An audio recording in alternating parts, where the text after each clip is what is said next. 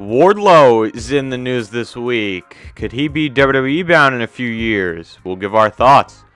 Plus, with the debut of Brody King and a fantastic opening and main event, Dynamite delivered yet another good show on TBS. Will and Brandon will give their thoughts on that as well. Plus, the MJF and CM Punk feud is heating up, and with many people on social media not liking the ending of last night's Punk and Wardlow match, we think differently. We'll give our thoughts. This is your AEW Dynamite review on the Fourth Wall Wrestling Podcast. Let's go.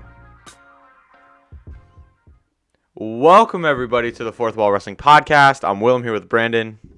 Thursday afternoon. How's it going? Going good, bro. We're both very tired today, so that's why our expressions are a little bit less than usual, but I'm sure once we get into the actual podcast, we will be a little bit more animated. But, Brandon, last night we got another good AEW Dynamite show. It was very storyline heavy. In quantity, there was a lot of wrestling, which I appreciate. But they balanced it out with a lot of storyline development as well, which I can really appreciate from a wrestling show. I think this show was actually better than what they put on with the premiere, minus the Hangman Danielson match. So, Brennan, looking back at last night, now that you've had about 21 hours to process what went on, what do you have to say about last night's show? Yeah, I thought last night really from top to bottom was really just enjoyable and really fun. With like the opening being like one of my favorites, a lot of surprise debuts / returns. So yeah, really good addition to Dynamite. Right, and we actually got a variety of things on the show. Not only did we get good wrestling and story progression, but we like Brandon said, we got a debut, we got a return. We had a very good opening, and I think this show actually shaped up Revolution pretty well. I'm starting to see the direction that they're going, with a lot of feuds going into the end of February for Revolution. And Brandon, we are, I think, about 6 or 7 weeks away from the show. Is there anything more than others, besides Punk and MJF, because we know that's happening there, but is there something more than others happening on Wednesdays that looks to you like a Revolution match? Well,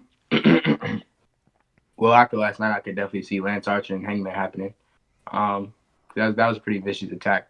So yeah, a great spot in that too. We'll get to that. Yeah. Yeah, I can see that happening. The only thing that's really that's really that you can't tell, because there's a lot of different things going on in their tag division right now. So new champs being Jurassic Express. There's a whole variety of challenges they could have, and they're facing a lot. They're defending like every week. So when it comes to the title match at Revolution, I mean, you really don't know yet. So I mean, it could be Young Bucks or a Dragon, the Claims, anybody. I mean, it could really be anybody. Right. So that's like really the only thing I don't know. Revolution, I could also see Cody and Sammy to crown the undisputed TNT champ. Right. And as far as the women's title, I also don't know about either. But we definitely have an idea of what we want. Yeah, we have, which we will get into later, and I'll tell you how I think it happens. Yeah. But yeah, man, Revolution, AEW rarely misses with pay-per-views. Now, granted, the show was good last year. Nobody's saying the show was bad, at least that I've seen. But it did under-deliver, I think, in a sense. It didn't deliver on the hype, although the show wasn't bad. Now, here's my thing. Why does Tony Khan want people talking about last year? Why don't we do something big this year and kind of right the wrongs? So I think the card this year is more going to be focused around what can deliver the best on the show, on Revolution. Which a lot of times, you see on a week-to-week basis. They book week. No, I don't want to say week to week, but you know how AEW books. They book to make every show feel important. I think as we head towards Revolution, a lot more importance is going to be shifted towards the pay-per-view, and you're going to see kind of the shows book themselves. Kind of like what we saw last year in 2020 or 2021 during the summer when they had that stretch of 4 shows when they got back on the road. They kind of just booked themselves. There were very few things that kind of came as a shock. They kind of booked themselves, and I think if Tony Khan wants to deliver a good show, you book the show. You book it backwards like he does everything. You book the card for the show. You have your plan. You get to it, and then you kind of just let everything fall into place in itself. And I think TK is good at doing that. So I'm very excited for Revolution. Not a single match confirmed, and I'm very excited. That's what AEW does that WWE can't do. They build natural excitement. But Brandon, we'll get into our big story of the day, Wardlow, in the news this week. Before we get into it, I want to get your opinion on Wardlow. I don't think we've spoken a lot about Wardlow here on the show, but what do you think of Wardlow? I like Wardlow. I like how that they are showing off his skill, more every week. And I like him. He's a beast. Whenever he, starts competing on his own and becomes just a single star, he's gonna be huge. Definitely a future world champ, no question. Right. We talk about him and we look at him, right? When you look at Wardlow, he is somebody that I think and I hope is one day a future world champion no matter where he goes. And I think let me pull it up, but I think this article tells a lot about, or what we're going to read from 2 separate articles, tells a lot about where Wardlow's head is at, as well as where these companies value him as. So, Brandon, Wardlow was in the news this week. WrestleVotes reported that WWE was looking at his match with CM Punk this week on Dynamite, which we saw last night. It's kind of like a scouting one. So they're looking at him and MJF. If you would look at your phone real quick. Let me know when you see it.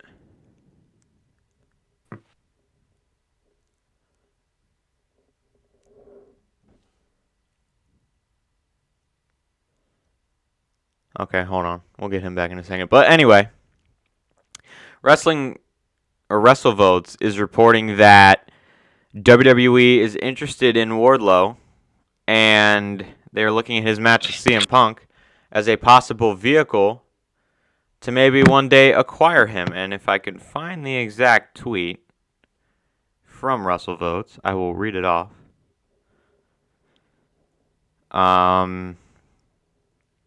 Here we are. WrestleVotes, and I quote, "With his biggest match to date happening later tonight, I can confirm without hesitation that WWE will be extremely interested in luring Wardlow away from AEW when his contract is due. There are several people within World Wrestling Entertainment that love his potential." So, Brandon, immediately hearing this report, I'm not shocked at all. Wardlow is one of those guys that they look at and they love. You see the Bobby Lashley's, the Brock Lesnar's, the Roman Reigns, the big sculpted muscular guys, the Braun Breakers. All of them who can go in the ring as well as deliver in their look.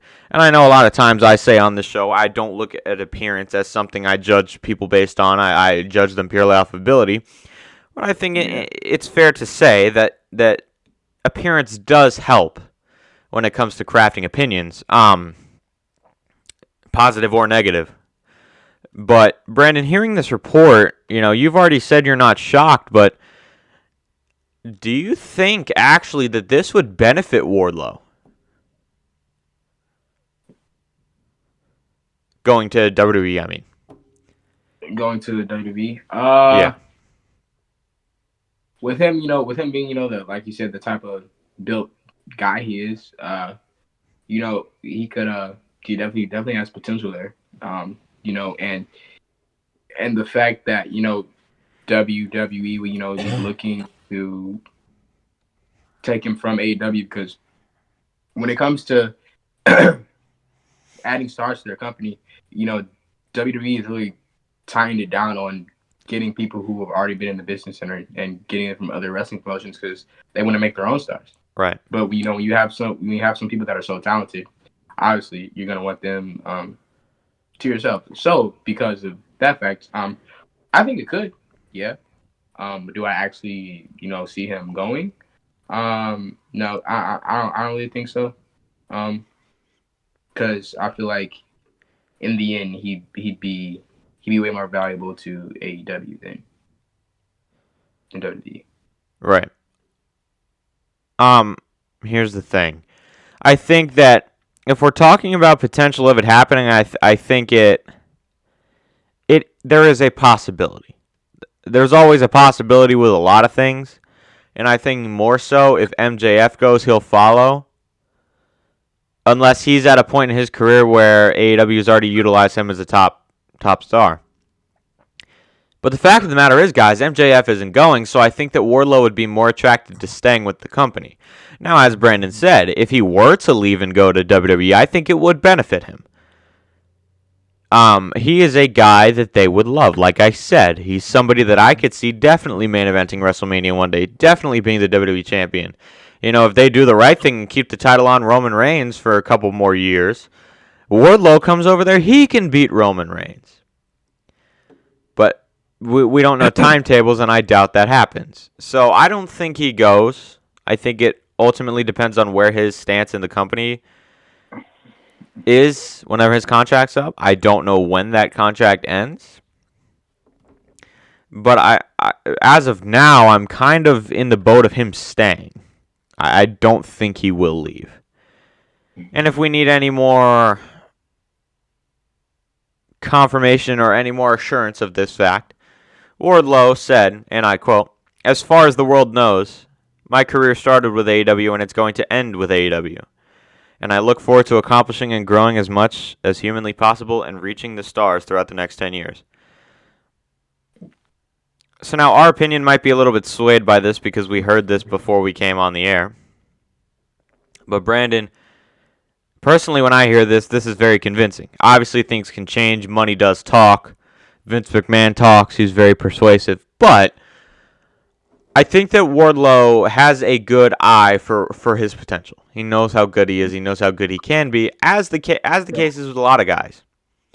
Yeah. So would you say that this is more of a set-in-stone thing that he knows, or do you think it's just going to be one of those things that has a lot of potential to change based on what he's offered down the road?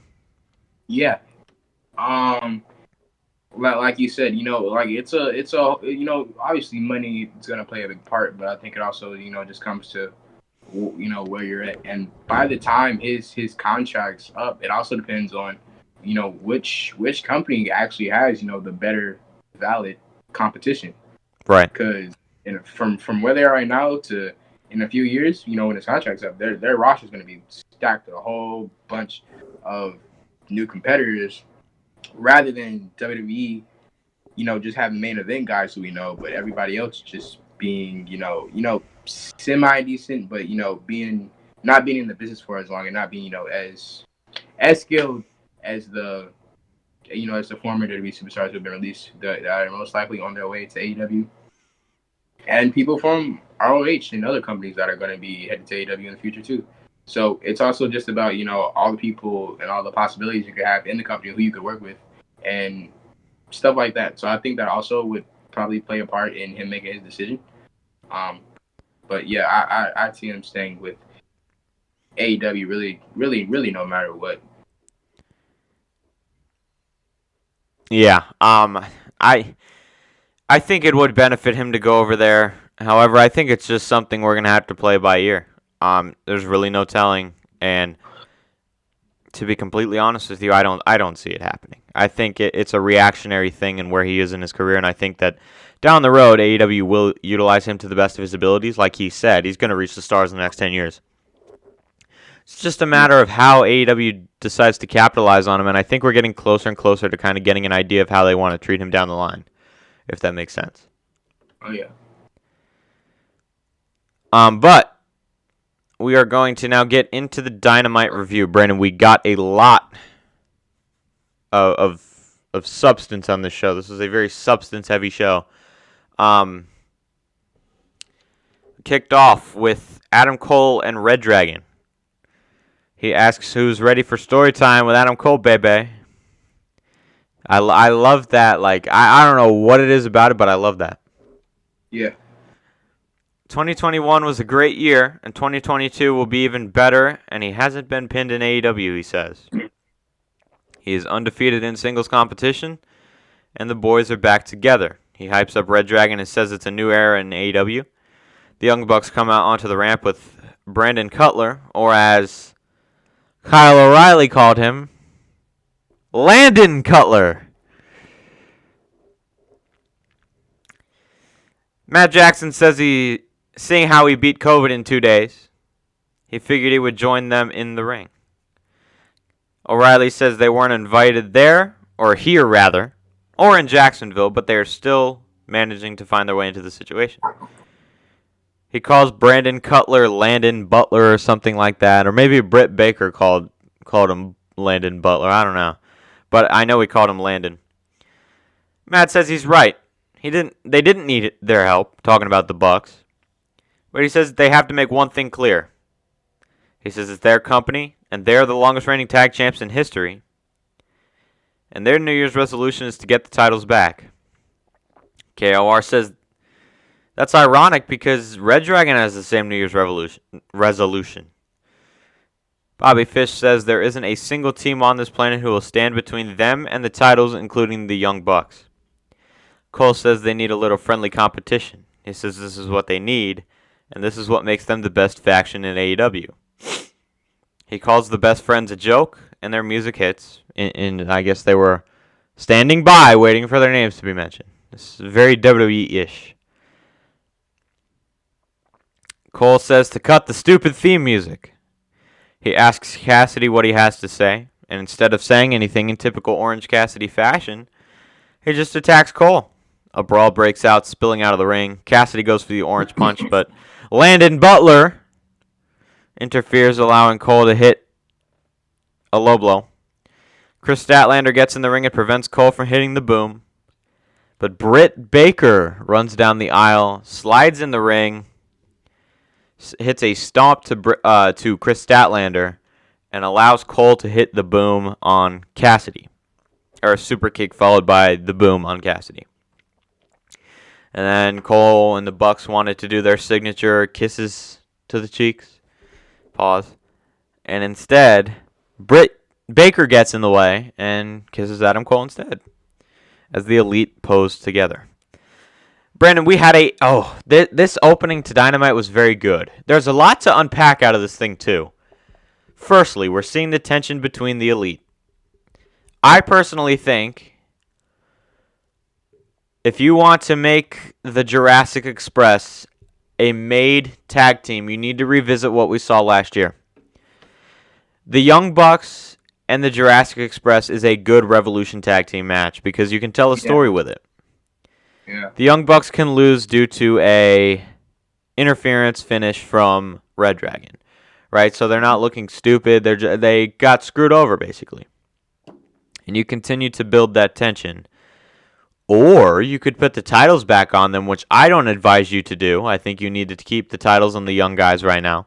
Let them build continuity, and once the Lucha Brothers get back, you can put the titles back on them, and then you can go with what you wanted to maybe do with Santana and Ortiz, which is who I think the Lucha Brothers were destined to lose the title to. So, Brandon, where do you, or maybe I should start calling you Landon.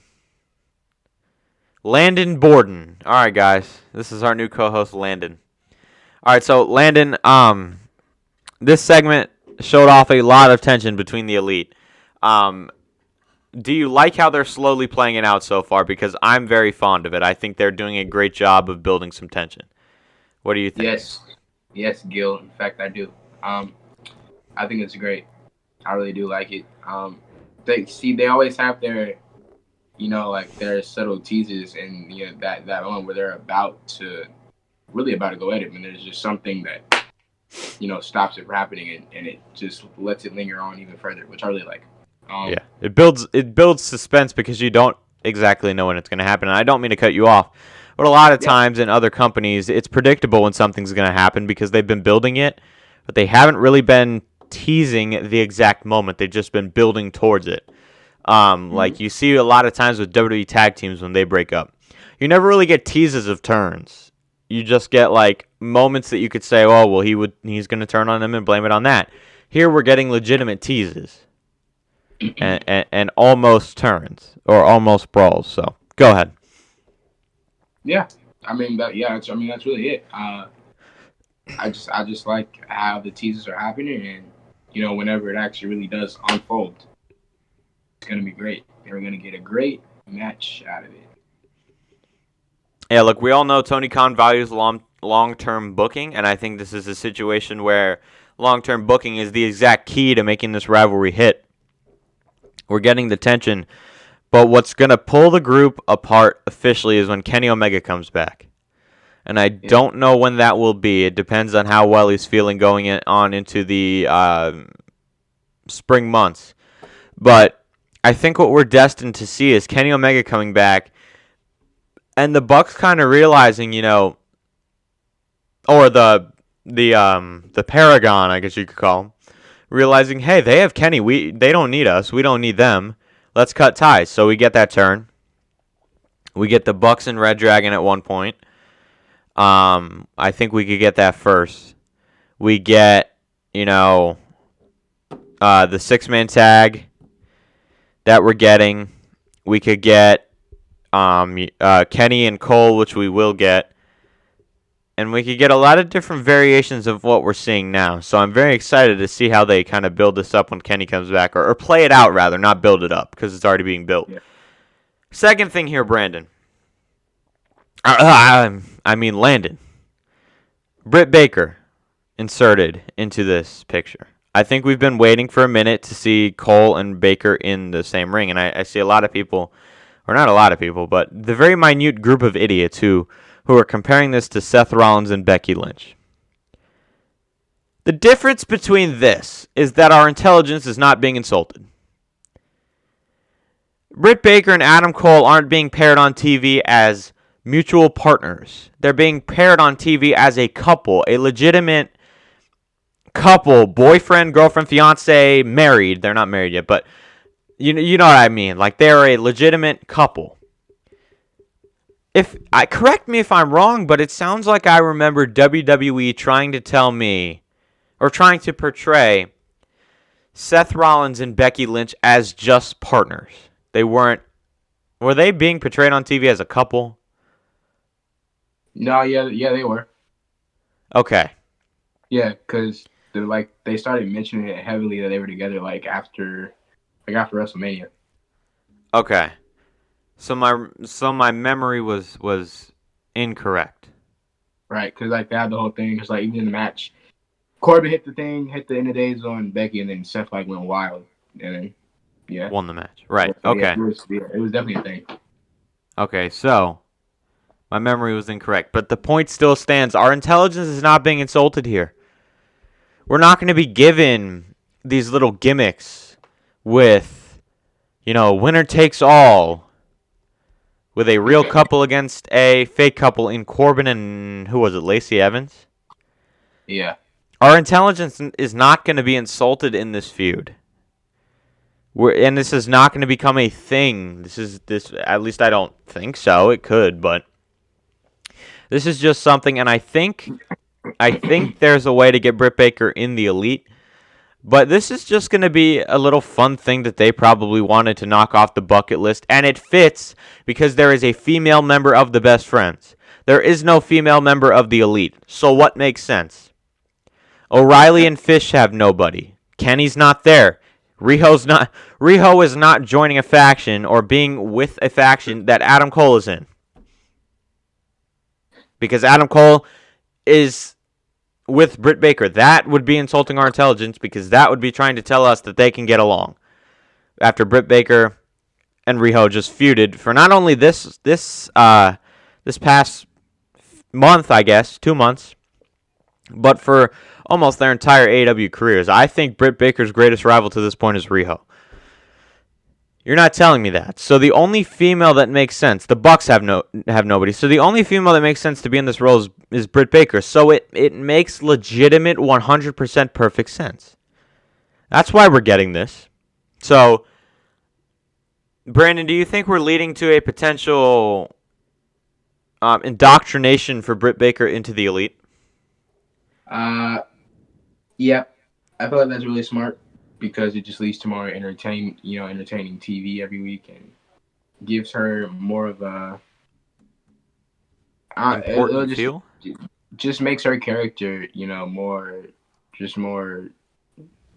entertaining and kind of different feel because we already know she takes a lot of inspiration from Cole anyways. To see it, on screen, I feel like it'd be really cool.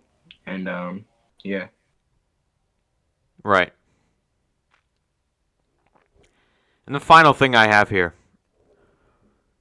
I'm going to ask you, and I want to see if you notice the same thing. What is one thing you noticed when you look at the Elite versus that group in the Best Friends? What do you notice about like the people in it and how many there are?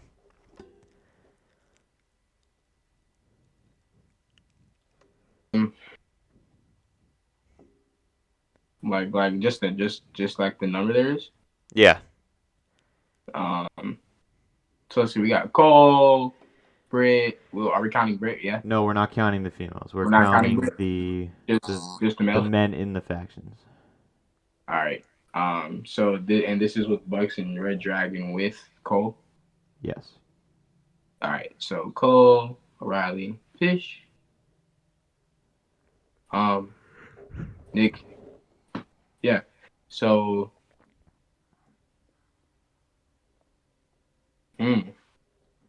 5 on 4. The numbers advantage is 5 on 4, right? Yeah. Now think about this. What are we getting in 2 weeks, or what show are we getting in 2 weeks? Oh, Beach Break. Right. So, and where is Beach Break?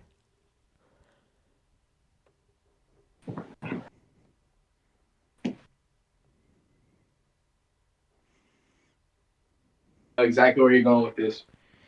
Beach Break is in Cleveland, Ohio. Give it to me right now. Inject it in my veins. The Elite versus the Best Friends Orange Cassidy and Wheeler Yuta. And how about Johnny Gargano? What if we see him and they do 5 on 5 eventually? And I've heard of a lot of different things, but what if we get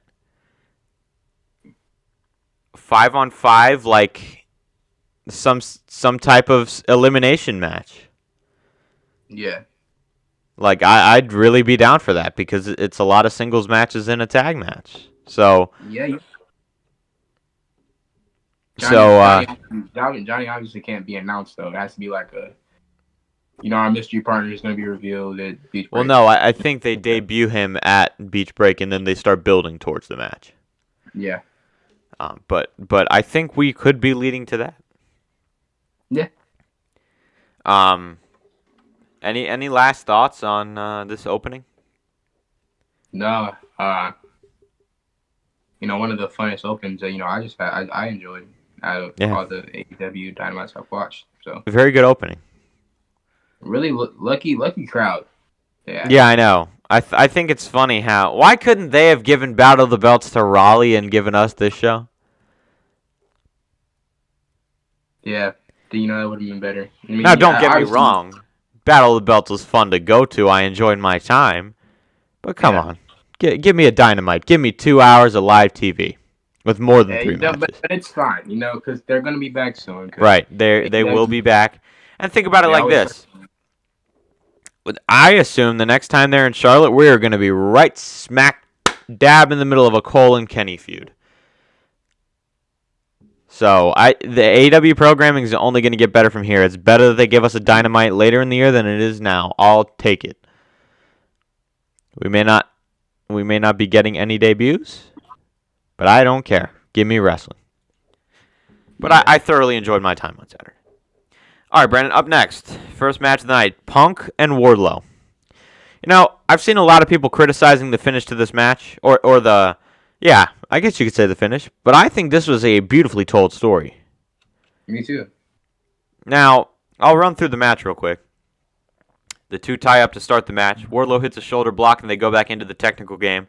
Punk tees off in the corner, but Wardlow fights back and stomps away. He goes to work on Punk in the corner, and Punk hits the kicks out of the corner. I think he hit a roundhouse and like a spinning back kick. He looked for the GTS, but Wardlow counters out. Looks for the powerbomb, but Punk slides out of the ring. We go to commercial. Out of the commercial, Wardlow throws Punk into the turnbuckles as my light goes out. I don't know what is up with my power. Hold on, guys. Anywho.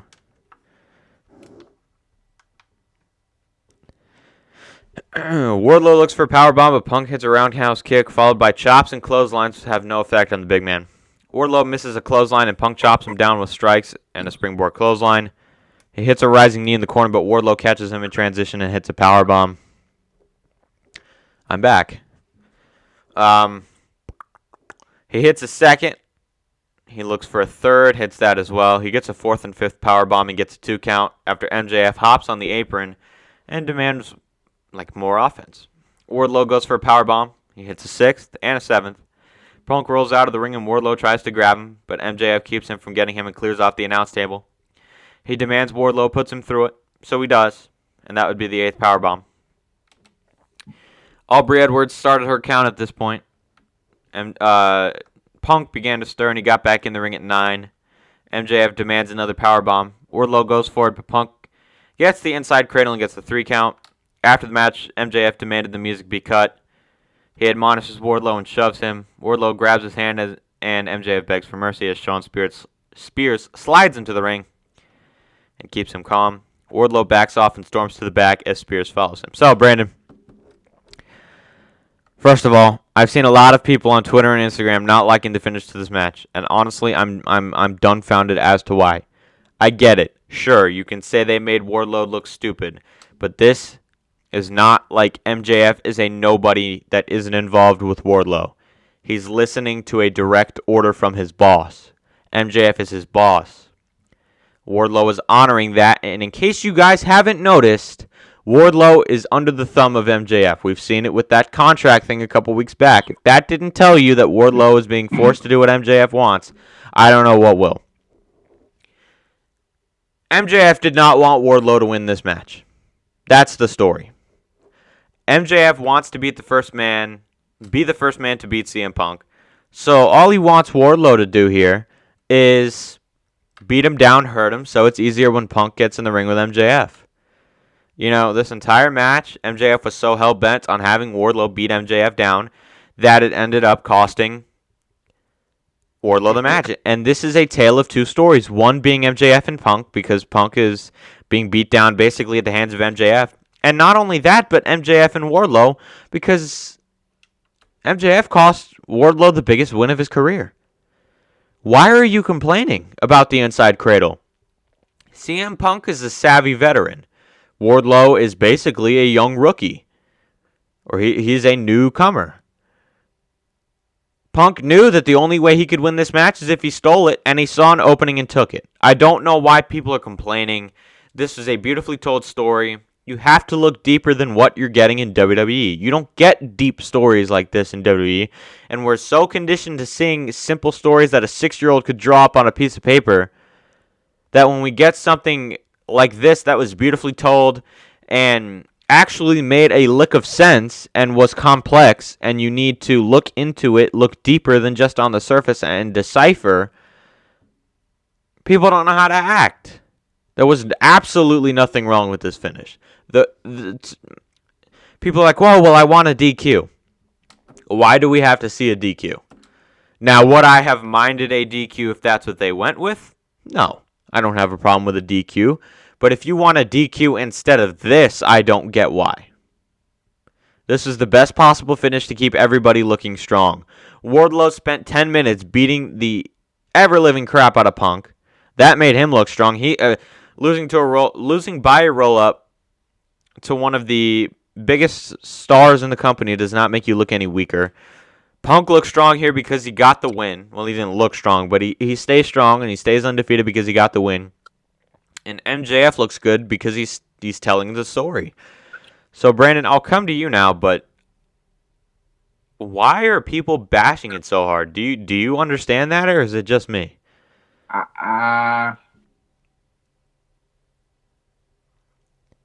Let me tell you why. When you I try my best to to stay away from comparing WWE to AEW, but just most situations you just have to mention it. Yeah, as do I. I don't like comparing because it's two completely different products. But this is a situation. Yeah. When you get so used to how WWE works and how the WWE formula is, when you see somebody on WWE TV book like Wardlow, it doesn't look good. And I think because it's been happening for so long, people just immediately think the worst. And that's going to be the same here. But it's two different companies, and Tony Khan doesn't think that way. Like you said, Wardlow isn't buried after this. He actually came out looking better than he was going in. He, like you said, he spent minutes just beating down CM Punk, and there were images of him just standing over Punk in the ring, and that last night, that could be the night claimed to be that really the night Wardlow was made. Not only was he beating down Punk, but he's really in the middle, in between one of the hottest rivalries in wrestling and one of the hottest rivalry to go viral. This whole MJF CM Punk thing has sparked the wrestling industry on fire. You got a whole lot of people talking about it, and to have Wardlow in the middle, Wardlow's made. Right. And I don't know how people don't see that. Wardlow, he got a major rub off of last night after everything happened, and even after when that little subtle tease of him about to go ballistic. Right. Yeah, it was great. I don't know how anybody didn't like it, but yeah. Now there's another part to this that we hadn't talked about yet. Why this is a good way to progress a storyline as well. Well, especially what happened after the match. They're once again, this is another thing that they are not doing yet, but they're teasing it. And I'm dumbfounded that there are actually people who are not trusting the process. Mm-hmm.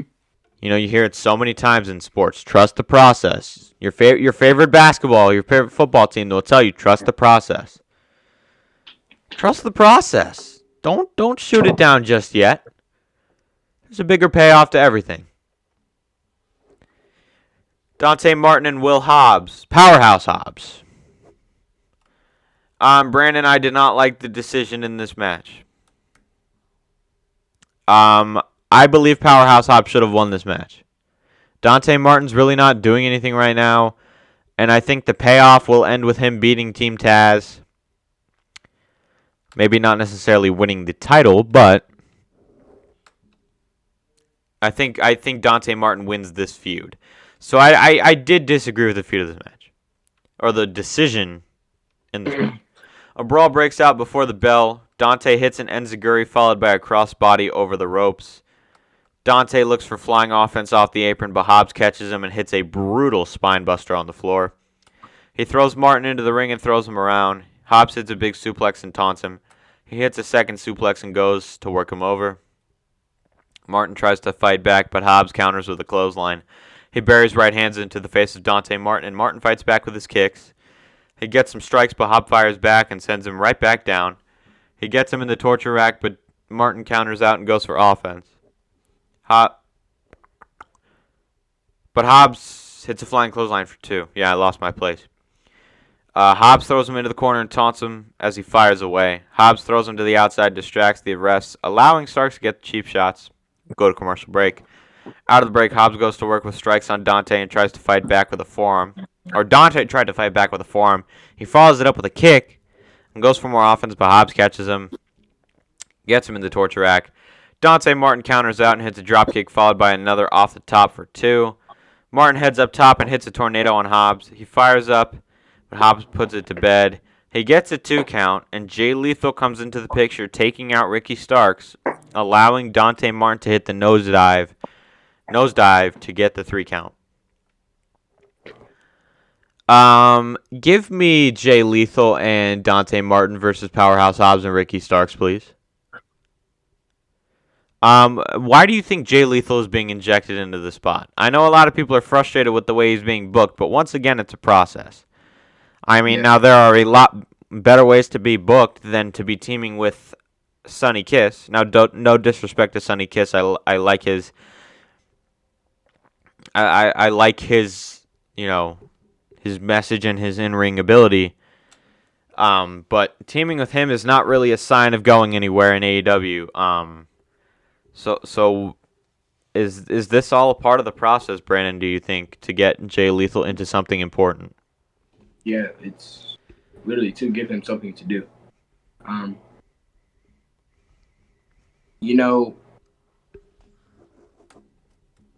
lot. And this has been happening, a lot tonight. Throughout this show, a lot of the new people to come to AEW.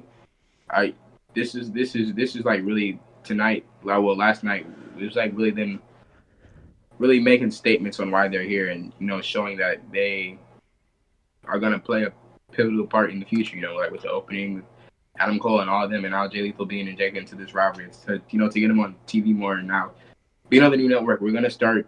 I just like how it's showing how all the new people aren't being forgot about, and now they're actually starting to get into something big and being pivotal parts of the show.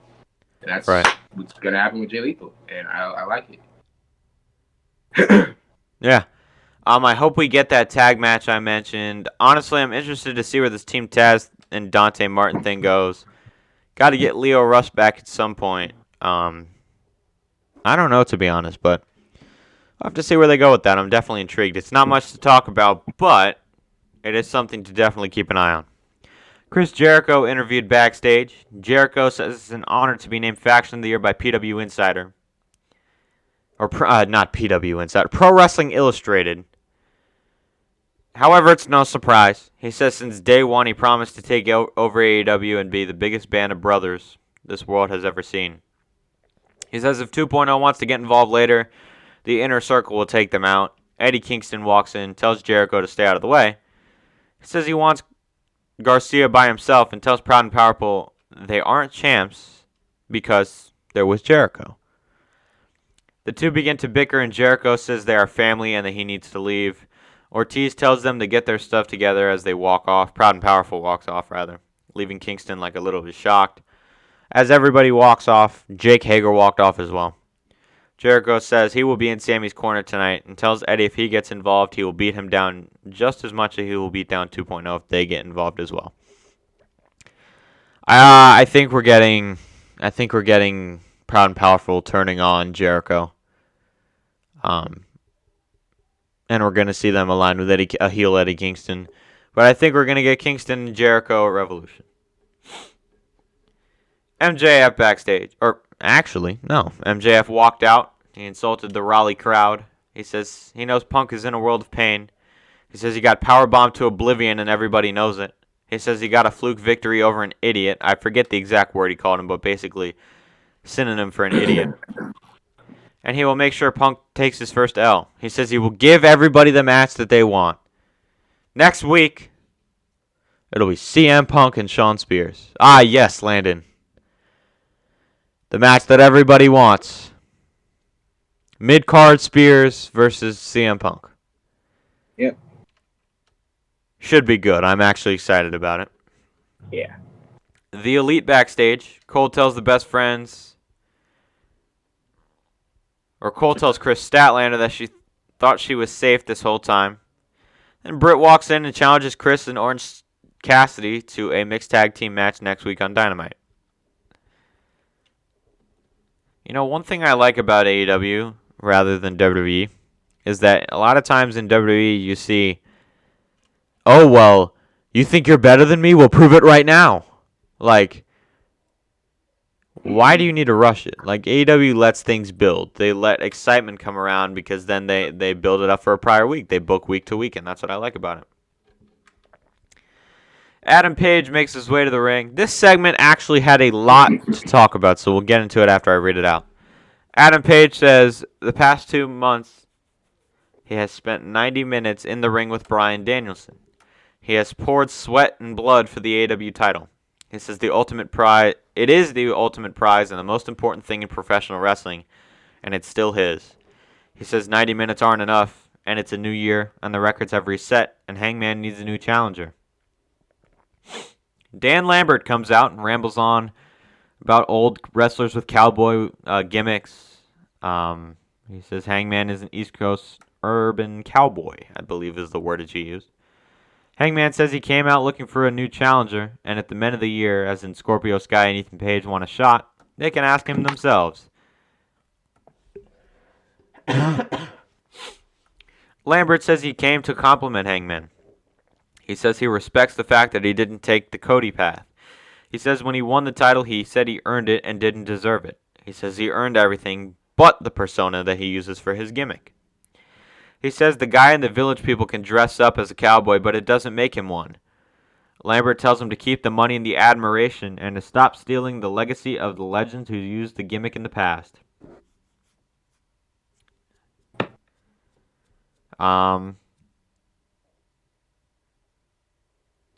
Hangman says he's basically talking back. He says growing up on a farm and turning his farm life into a six-figure check and winning a title isn't, being a true cowboy. He says he looked for a challenge, but instead he got Dan Lambert. Dan Lambert walks to the ring and, Hangman's basically challenging him, I guess. But Lambert denies and begins to walk away. And then we got Lance Archer's music hitting.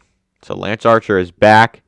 He walks to the ring. Everybody thought he was going to take out Lambert, but instead he attacks Hangman and beats him down with a chair.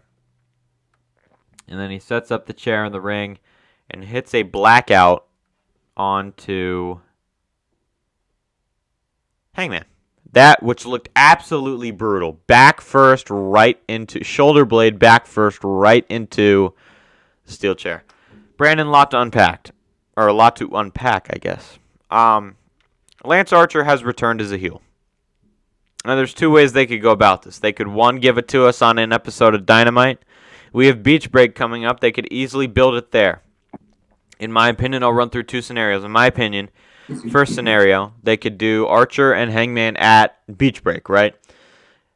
That match we get as a short-term feud. At Beach Break, I think it'll be a big night for AEW. What about Jon Moxley returning and we get Jon Moxley versus Adam Hangman Page at Revolution? Second scenario. They do build this to Revolution, and that is used as the world title match, which, if that's the case, that all but tells me that we're getting Britt Baker versus Thunder Rosa in the main event of Revolution for the AEW Women's World Title. So, Brandon, first I want to get your thoughts on Lance Archer returning as a heel and where you think they go with this. I like it. When you look at Lance Archer, you don't really think of a babyface. Right. He looks like a heel. He looks like a heel. And he looked great too. So I think he's a very intimidating challenger and a guy who looks like he can take down Hangman. Right. I like it a lot. And from where they go from here, having him attack Hangman, Fish's attack. It just makes him look good. And I don't know. I just see him being one of the big heels of AEW. So I really like it. Right. Do you think we get this at Revolution or before? I actually really don't know. I feel like because of how vicious the attack was, knowing Hangman's character, he's gonna want to fight him and fight him soon.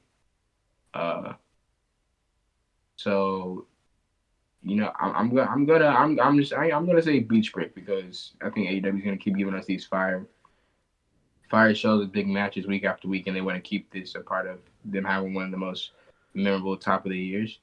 So I'm gonna say beach break. Yeah, I could definitely see them doing it there. And if they do it there, do you think we see John Moxley returning? Yeah, I can see it because everybody knows his history with Lance Archer, so Yeah. that'd be a good place for him to return. Tony Schiavone backstage with Arn Anderson, Brock Anderson, and Lee Johnson. Anderson talks about the boys and tells them they will experience horseman country for the first time since they're in North Carolina. FTR walks in with Tully Blanchard and says if Arn wants to relive the horseman days, he needs to get rid of the dead weight. Arn's like, this is not dead weight, this is my son. I believe it was Dax Harwood who said FTR will do Arn proud more than Brock ever could. And they basically confirm a tag team match for next week. Yep. I've heard both ways on Twitter, but Brandon, what do you think is a way to, who do you think the right winner is here, basically?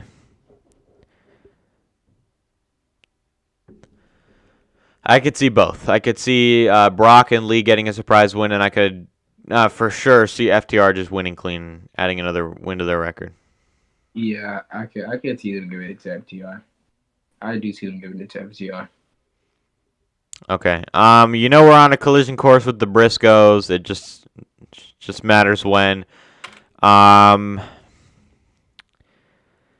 think we could get the Briscoes and FTR at Revolution. I think we're gonna see them soon. Hikaru Shida versus Serena Deeb. Before the match, Deeb attacks Shida rather, taking out her knee with a kendo stick. Drops her knee first onto the steel steps. The bell rings and Deeb swarms Shida. I can't talk. She continues to work on the knee with the dragon screw and stomps away. She kicks the back of Shida's leg and locks in a hold. And there goes my light. Again. I really need to get a new light at this point. I don't know why it does this. Hold on, guys. Anywho. She locks in the single leg crab. And she gets the referee stoppage. Guys, I might be without a light for a minute, not gonna lie. I gotta fix this. So Brandon, I'm really enjoying Serena Deeb as a heel. I saw somebody say it last night on Twitter. What about Serena Deeb winning the Owen Cup? I wouldn't be mad at it. What are you thinking of her heel run so far? Yeah, I like it. And it just makes me more excited for more of the women that's to come. Like I have really high hopes for AEW's women's division this year. And a lot of stuff they're doing like with the women now is just giving us a taste of what's to come. And when all these other women come in, and a good handful of them are gonna be baby faces. A lot of those dream matches, with Serena Deeb, bro. So I'm liking that, and I like the future for her and all the possibilities to come. So. Serena Deeb is fantastic as a heel. She's a good, crazy heel that knows what she's doing. She's experienced, and she is a key piece to that women's division. And I would not be mad if Thunder Rosa wins that women's championship at Revolution and her first challenger is Serena Deeb. That would be very good. Up next, we had the Jurassic Express and Christian backstage. Christian wishes Rey Fenix well and says Jungle Boy and Luchasaurus are willing to give whoever wants it, as in a shot at the titles. They are willing to give a top 5 team, any top 5 team, a tag team championship match. John Silver and Alex Reynolds walk in and challenge them to a tag team championship match on Rampage. Matt Hardy and Penta El Zero M. Hardy says he's sorry for Phoenix and the downfall of the Lucha Brothers, but he says their official downfall began when Private Party beat them on Dynamite a few weeks ago. He says he will send Penta to the hospital to join Rey Fenix. The bell rings and they taunt each other with the deletes and the Cerro Miedo. Hardy takes Penta down, but Penta hits a big shot and chops in the corners. We go to commercial break. Out of the break, Penta hits a sling blade and more offense for 2. He goes for the Fear Factor, but Hardy counters and hits a DDT. He gets a 2 count off of that. Hardy gets Penta up top and goes with him. He goes for the superplex, but Penta slides out, hitting a super kick to the ankle. He hits a stomp to Hardy for 2, I think to the chest. Both men head out onto the apron and trade shots. He goes for a Fear Factor on the apron, but Hardy blocks and they trade shots once more. Hardy hits a side effect on the apron and drags Penta in the ring for 2. He goes for the twist of fate, but Penta hits an enziguri and gets Hardy up top. He looks for a reverse suplex, but Penta is knocked off. Hardy misses a moonsault press, and Penta hits a kick followed by the Fear Factor for the 3 count. And in the moment that made this special, Alex Abrahantes, after the match, calls out Malachi Black. He says Pentagon will show Malachi some... Or he will show. They worded it very incorrectly here, but basically that Penta is going to tell or show Malachi to. What's the word I'm looking for, Brandon? Help me out here. Say he's going to show him some respect. Yeah. They worded it very weirdly when they said it on the show, and I got it wrong in my notes. The lights cut out. Malachi shows up in the ring. He takes out Alex, and the 2 men get into a brawl. Penta hits a super kick, but Malachi comes back with a roundhouse and tries to rip the mask off. Varsity Blondes come to the rescue. The lights go out. Some idiots on Twitter thought it was going to be Bray Wyatt. And then not idiots on Twitter, but idiots in the arena thought it was going to be Bray Wyatt, and then they booed when Brody King came out. Absolute dense morons. The lights go out when they come back on. Brody King is finally here. He takes out all 3 men. They hit their double team finisher on Griff Garrison. Brandon, I'm very excited about this. I said it to you last night in a text. Strap the rocket pack on these guys' back. Make them the best tag team in your company. Incredible. I've been waiting for Brody King for a long time. Finally, we get him. And I think we're going to see Julia Hart join the House of Black too. Brandon, give me your thoughts. No question. That's what I was just about to mention. Because, when they were all, going off on Black, she was like, stop. He's had enough. And they're all like, what are you talking about? Like, he hurt you, he hurt all of us. Like, do you not want him, being up? And Brody comes out. I like where this is going. I like it a lot. For sure. So... I think we're going to see Varsity Blondes and Griff Garrison at Varsity Blondes versus Black and King at Beach Break. Tony Schiavone backstage with Layla Hirsch, Chris Statlander, and Red Velvet. There was a trios match for Rampage announced. He asks about the mixed tag team match. Hirsch says Statlander is selfish for not focusing on the 6th woman. Statlander says she doesn't focus on getting the pin and she can handle things for herself. Red Velvet steps in, calms them both down, and they get them on the same page. Not really, but they try. We get Bear Country versus The Acclaimed. Bear Country attacks The Acclaimed to start the match, and Bear Bronson gets the nod to start against Anthony Bowens. They hit double team offense and trade tags in. Caster tags in, and he hits a crossbody on Bear. Go to commercial break. Out of the break, Bowens works over Bear Bronson and goes for a slam, but Bear gets a backdrop and drop on Bowens, like a bonsai drop, but it wasn't off the rope, so I don't really know what to call that. Caster and Boulder both tag in, and Boulder takes them both out. He goes for a double choke slam, but they counter, and instead he hits a double flatliner. Tags in Bear Bronson, and they look for the bear bomb. However, Bowens drags Caster out of the way and sends Boulder to the outside. Bowens hits a rolling elbow and Caster gets a 2 count. He hits more offense off of a distraction, and Caster hits a mic drop for the 3 count. After the match, Sting comes out and stares out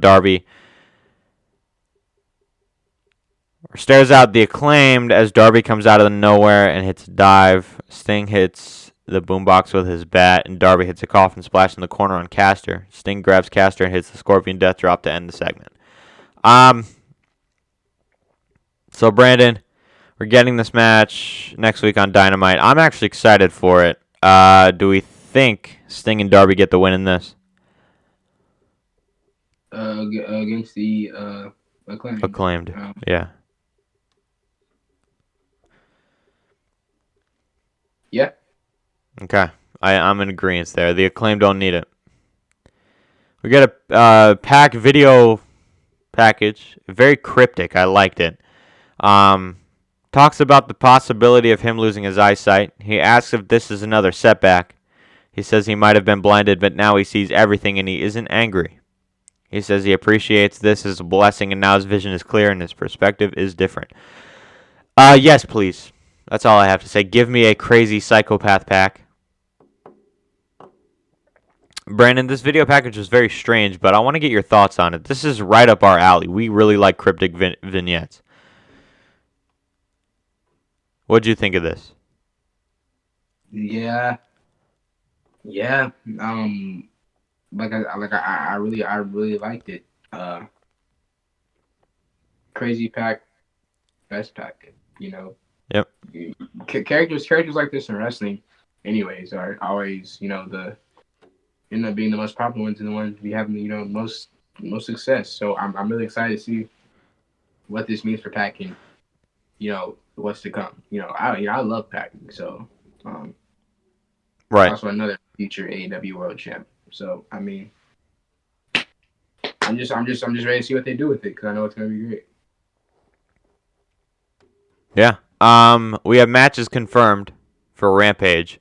Trent Beretta and Adam Cole, Penelope Ford, The Bunny and Nyla Rose versus Layla Hirsch, Red Velvet and Chris Statlander, Andrew Everett and Sean Spears. We're going to get a special look at Thunder Rosa and Mercedes Martinez, and then most likely the main event, Jurassic Express and John Silver and Alex Reynolds for the AEW World Tag Team Championships. Rampage actually doesn't look bad. I'm interested in the main event for the tag titles and Trent Beretta versus Adam Cole. The rest of that is really just filter. Yeah. Brandon, how are you feeling about Rampage on Friday? Yeah, I was looking at it last time. I was like, oh, this is pretty, pretty stacked Rampage. So, yeah, I'm looking forward to it as well. Should be just another standard heavy wrestling Rampage, and I'm looking forward to it. Rampage always delivers on the wrestling side. Then we have matches confirmed for Dynamite next week. Mixed tag team match, Britt Baker and Adam Cole against Chris Statlander and Orange Cassidy. We're getting Sean Spears versus CM Punk. Serena Deeb versus Sky Blue, the Charisma Vacuum. Darby and Sting versus the Acclaimed, and Cody Rhodes is returning. Dynamite actually looks very good from what they've announced. What are you looking forward to the most? Adam Cole and Britt versus, OC and Chris Statlander, no question. And I'm actually also really looking forward to Cody's return. I'm not gonna lie to you. So I'd say those two are the biggest things for next week. Yeah, I think for me, I'm definitely interested to see how they continue the Punk and MJF feud, and as well as the mixed tag, of course. But I'm actually very interested to see where they go with this whole Cody Rhodes thing. Do we already get that unification at Beat Break, or are we waiting until Revolution? Nah, I feel like that'd be like a Revolution match because if it was just like a rematch, yeah, like we were supposed to get. Yeah, but now that it has a bigger meaning and it's like, they're both champions now, it's to unify. It has a bigger meaning and all this around it. Right. I say Revolution. Yeah, for sure. Matt Hardy backstage. He says he was very frustrated and maybe he's too focused on HFO. He says he should focus on himself more. Andrade walks in and offers Hardy a water bottle. He says he needs to focus and says they are both businessmen. He wants to negotiate a deal with him. And Hardy says he would love to talk business, but not in front of these people. Brandon, give me Andrade and Darby Allin, which is what we're building towards, it looks like, at Revolution. Yep. What do you think of that situation so far? Like I said, I want it. If it happens, match of the year candidate, no question. It should be, yeah. You know, there's one thing I noticed about AEW. There are too many businessman gimmicks. Lio Rush, Matt Hardy, Andrade. Why do we need 3 JBLs? No clue. Go to Wall Street if you want to be a businessman. Be a pro wrestler.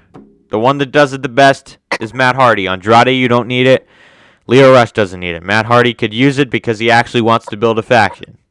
It works for him. I don't really know what they're trying to do with the others, but I don't think it takes anything away from them regardless. Main event time for the interim TNT Championship. Sammy Guevara and my man, Daniel Garcia. I love Daniel Garcia.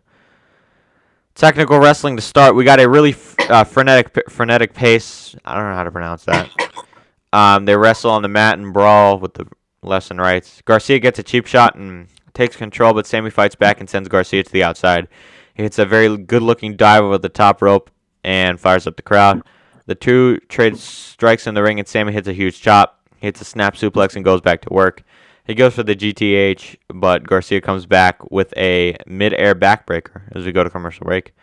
The two look for advantages as Guevara hits strikes to the back of the neck. Garcia looks for a suplex, but Guevara flips out and fires up. Guevara hits an enziguri on the apron, and Garcia slides out. Guevara hits a big springboard dive off of the top to take out Garcia. Sammy heads back to the middle rope, but Garcia hits the back of Sammy's head against the turnbuckle. He follows it up with a lariat and a backdrop driver for 2. Garcia looks for the sharpshooter, but Guevara rolled him up for 2 and looks for the GTH. Garcia turns it around and locks in the Scorpion Deathlock, which looked so good. Guevara reaches the ropes and Garcia looks for a powerbomb, but Guevara gets a backdrop and sends Garcia leg first into the corner as he dodges a dropkick. He hits a never do a crossroads ever again, Sammy Guevara. That looked terrible. He gets it for 2. He heads to the apron and looks for the double jump cutter, but Garcia catches him in a sleeper. He transitions it into I believe it's a bulldog choke is what they said on commentary. And Garcia gets a pile driver for a close 2 count. Guevara hits an enziguri, and then 2.0 comes to ringside and jumps Kingston and Jericho. They throw them around on the outside, and Garcia looks for offense, but Guevara hits a big knee and looks for a GTH, but is distracted. Garcia rolls him up for 2, and Guevara kicks out. He sends Garcia into a member of 2.0 on the apron and hits a GTH for the 3 count and the win. Sammy Guevara retains. After the match, 2.0 beats down Guevara, and Jericho comes to the rescue with his bat Floyd along with Eddie Kingston. Kingston pulls Jericho away, and the ref pulls them apart. So, they're bickering, and then the ref pulls them apart, and they close the show. 2 things here, Brandon. I thought this was a fantastic main event. Really young showcase, these 2 guys. They are the future of the company. Yeah. What did you think of this main event? Yeah, I liked it a lot. I was looking forward to this match. Very, very, very cool to, very cool to see because, we got the, me and you got to see, this spark up Saturday. So. Yeah, man. Yeah, these guys really, they didn't disappoint at all. Very good match. Very good main event. Second thing, where I kind of mentioned it earlier, but where do you think they're going with Jericho and Kingston? Yeah, so this is definitely leading to a Jericho and Kingston match, I'd say. For sure. Yeah. All right, Brandon. Final thoughts on Dynamite tonight. Really, really, really, really good show. Lots of. It just leaves you with more and more stuff to look on for the next week and weeks to come. Yeah. I'm very interested to see how they go into next week. There's a lot of possibilities, and I'm ready for it. As always, AEW puts on a good show, leads us into the next week looking forward to everything, even with Rampage. So, Tony Khan with another excellent job. Hurry and come back to Charlotte, TK. Please. Yeah, I want to go to another show that was great on Saturday. Let me tell you something. The AEW, I've said it before, it's probably like me beating a dead horse. You probably want to kill me if I say it again, but the AEW live experience is so good. You feel fulfilled as a wrestling fan after you leave an AEW event, and you want more. Anywho, that's AEW Dynamite. That's all we got for you guys. Make sure to like and comment, as well as answer the question of the day. Do you think Wardlow will be WWE bound one day? Leave that in the comments down below. Make sure to subscribe as well as turn on the bell for all post notifications so you never miss a podcast. Follow us on Instagram at Fourth Wall Wrestling Podcast. It's right here down in the corner where I'm pointing, as well as on Twitter at 4wall_wrestling. Brandon, did I miss anything? No. All right, guys. We're going to try to edit that vlog tomorrow. I don't know how much we're going to get done. It's actually a lot more footage than we realized. So stay tuned for that. It might be a little late. Who knows? We'll keep you guys updated. We'll see you Saturday for